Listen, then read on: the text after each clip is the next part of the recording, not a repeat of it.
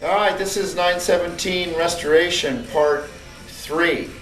You've got the other two, the introduction of the car. You saw us redoing the front nose cover. Now we're going to go ahead and take the door off. The door is quite heavy because there's about 1,400 pounds of paint, Bondo, sealers, Rust-Oleum, you name it. So it's kind of fun to get this back to weight. Again, it will be very light when it's finished, but a lot of good times taking the paint off and trying to protect the window. This is that Perspex, what they call it, or plexiglass, and it's got that amber color, which is called Plexi 10, which is the additive that they put in to make it really bulletproof. It came from the aircraft. Who knows, maybe Messerschmitt used it first on some of their fighters, but it's called Plexi 10. That's how you get the color. It's not because they're old. The amber is because it's the way it was made. That's the hardening surface that's on it. But anyway, we'll take this door off. But something I want to add before I actually take the door off is this hat. This is my favorite hat now. And it's Carr's hat. And it says, "Old Guys Rule." Paul Newman gave us, the team, this hat after we prepared cars for him at Daytona. Of course, we were fortunate enough to build the movie car, Doc Hudson, for the movie premiere, Cars. So what I'm offering is anybody that sees these YouTubes, if you have your favorite hat and a little bit of a storyline, every time I introduce the next time we do a restoration project on this car, I'll wear your hat. And I'll give you 2 lines of what that hat represents. It's got to be neat, it's got to be clean, no vulgarness, okay? But you send me your hat, I'll wear your hat when I show you how I rebuild a 917 engine, or when we take the suspension off, or when we upholster the seat, or whatever we do there. So it's hats to you guys. If you want to send me a hat, you can get the address off the website. Send me the hat, I'll wear your hat proudly. Thanks, and wait till we get to the door. Wait. Okay, we'll go ahead and lift this baby off.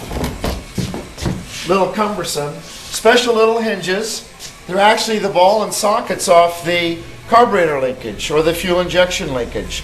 I'm sure a lot of you that play with racing Porsches or even Mercedes know this little ball and socket, and that's all it is. It's very ingenious because the door centers aren't true to center, so they have to each move in a different location as the door opens. Otherwise it would put itself in bind, so they use these balls and sockets. Anyway, now the next scene, we'll go ahead and start grinding the paint off it. Cheers. Here we are. We're going to weigh the door now. We try to weigh all these parts so we know what they were versus what they'll end up being. Now, if some of you caught it on the first YouTube on part 2 of me doing the front nose cover, I said 16 pounds because we had just weighed our cat that was 16 pounds. My trusty sidekick, wherever he is, Bruce the cat, of course named after Bruce Levin.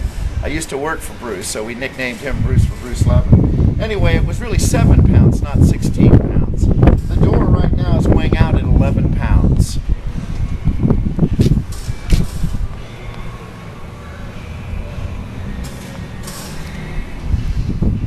Now we'll go ahead and start grinding on it, so stay tuned. Hey there, here we are back on the door. Alright, now you can see. What I did was I unearthed each color. Now there's primers missing because we don't need to count the primers. But you can see here's the first color yellow. This is the base of this bullseye. Okay, then each color out. These aren't in any certain order. They're just more of the color. There's the silver and this blue. Now it still appears that there's some light colored blue in areas of the car, and I'll still talk to David Piper about that if it could be the Gulf blue color from maybe the movie, but maybe not. I don't know. Anyway, here's one of the greens. And here's the top yellow. So remember, the car was repainted yellow when the Kramer brothers got the car in the early 80s because they repainted it white for the Rosso Bianco Museum. Here's the black, and there's the green. Now, all the colors are back in line here again. Excuse me, I mean red. Every now and again I do that. You'll bear with me. I'm not the actor that Paul Newman was, but I'm trying. Anyway, you can see there's the white on the edge of the gel coat, then yellow, then red, then green, then black, then a primer, and then white, and then a black, and then silver, and then yellow, and various primers. But you can see there was a lot of paint on this door. But anyway, we've also are going to grind over here on this side, and you can see where I've just started to break through. And real quick, if the shadow doesn't show it, I'll come through and you can watch the colors. There's just a minute, you'll start seeing more of them coming in. A lot of paint and Bondo on this door.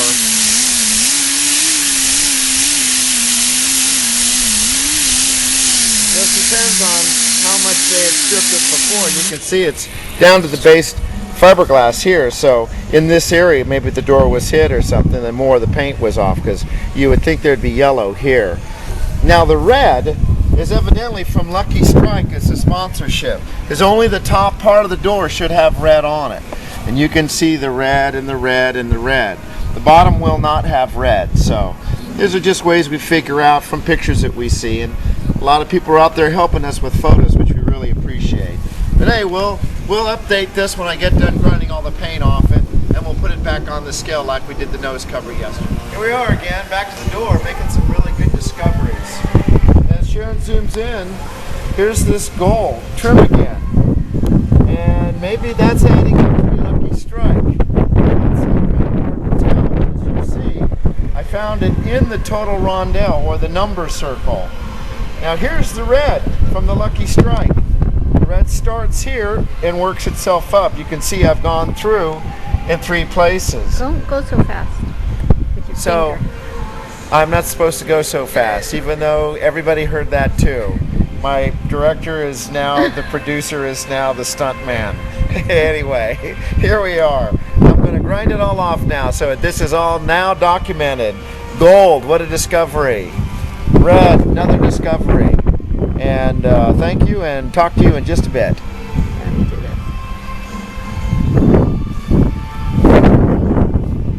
And here we are with the door. It's all ground down now. Of course, this door had plenty of stucco on it, which is what the factory referred to as a filler that they would spray on.